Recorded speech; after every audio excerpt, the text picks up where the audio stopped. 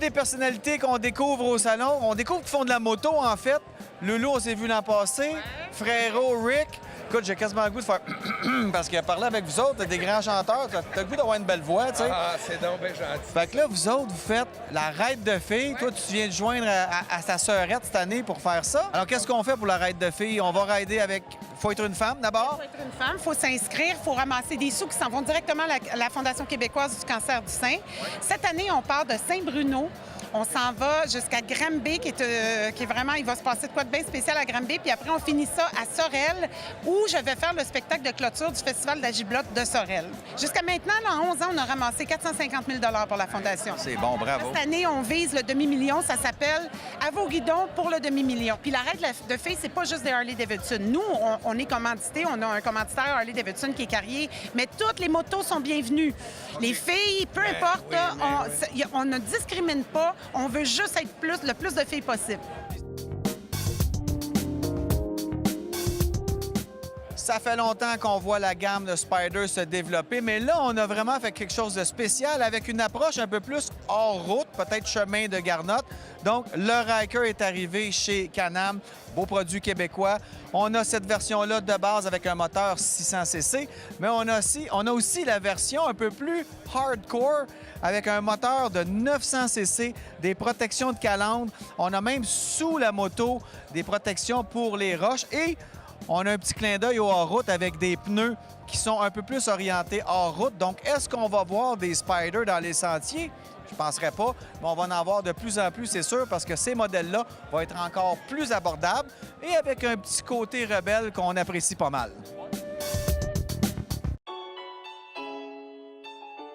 Elles sont populaires en Asie et en Europe depuis longtemps, mais les petites cylindrées commencent à faire leur chemin ici aussi parce qu'on voit de plus en plus de ces petites cylindrées-là. On en a vu chez KTM, chez Yamaha, chez Honda. Et Kawasaki a aussi maintenant la Z400, belle petite moto naked, urbaine, donc assez de puissance pour s'amuser en ville, pour peut-être faire l'aller-retour entre la maison et le travail, puis même faire des petites balades le week-end pour aller s'amuser avec les amis. Donc, c'est une moto abordable, sûrement très fiable. On parle d'une moto japonaise et un beau petit look très à la mode.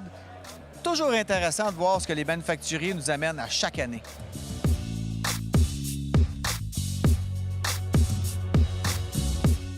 S'il y a une valeur sûre chez Suzuki, c'est bien la V-Strom. On a maintenant la version 1000X ABS, donc encore plus aventurière qu'à l'époque où c'était plutôt une routière avec un look double usage. Là, on a vraiment affaire à une vraie moto qui peut faire du beau chemin de Garnotte sans problème. Elle vient quand même pas mal équipée avec les protections de moteur de série. On peut bien sûr y ajouter la panoplie d'accessoires hors route comme des bonnes valises en métal. Et vous voyez qu'elle attire l'œil, hein, parce que tout le monde vient voir la V-Strom.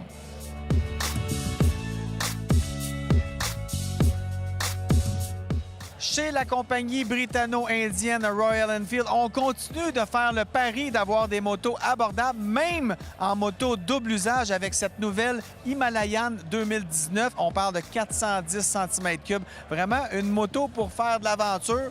Bon, vous n'allez pas attaquer les champs de la Mongolie en roulant à 120 km/h là-dessus, mais vous pouvez vous amuser, faire des belles balades, découvrir des petites routes de Garnotte et tout ça pour bien moins cher que la plupart des autres motos double usage.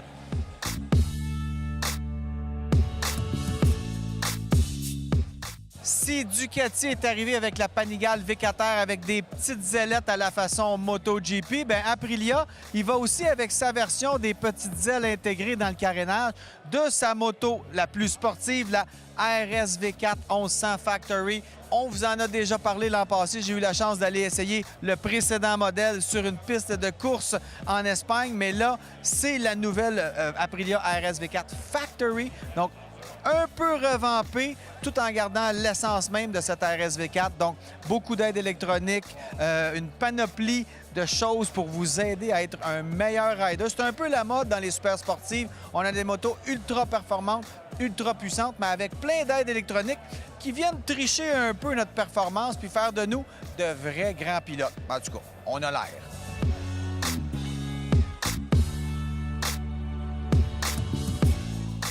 Dans le groupe Piaggio, il y a les classiques Vespa. Et là, Vespa a revisité son modèle iconique, vraiment, la Vespa d'origine. On a toujours le beau look Vespa, mais cette fois-ci, c'est une Vespa électrique, la Elettrica.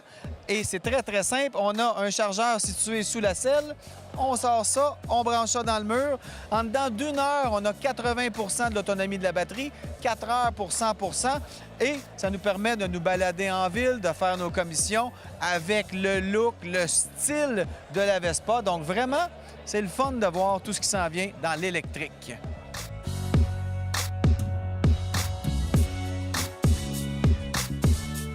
Comme vous pouvez le constater, le monde de la moto évolue constamment. Bougez pas, après la pause, on vous montre encore plus de nouveaux modèles.